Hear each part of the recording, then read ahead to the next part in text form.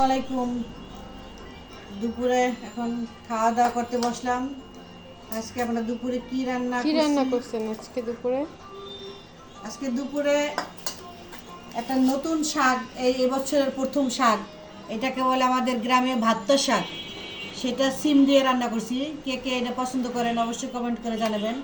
নতুন সিম সিম তো পুরান হয়ে গেছে, কিন্তু এই শাকটা নতুন উঠছে।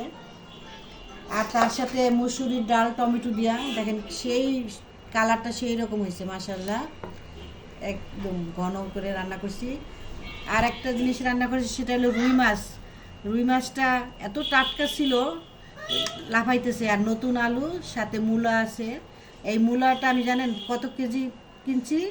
15 টাকা কেজি কিনছি। সেটা কিভাবে? এয়ারপোর্ট থেকে ট্রাক ভইরা দেখি মূলা, তারপরে হলো কি এটাকে বলে কাঁচা টমেটো, খিরাই, সব আপনার 2 কেজি 30 টাকা, 2 কেজি 30 টাকা প্যাকেট করে পাওয়া যায়।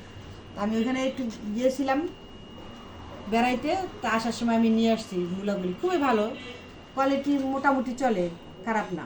আপনি ভ্যানে বাইরে আপনি নর্মাল যেটা কিনতে পারেন, তার সেটা যেই দাম, এটা দাম হিসাবে ভালোই আছে মাসাল্লাহ।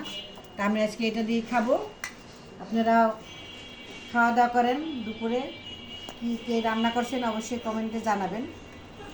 তা আমি শুরু করতেছি। বিসমিল্লাহ বইলা। ভালো থাকবেন।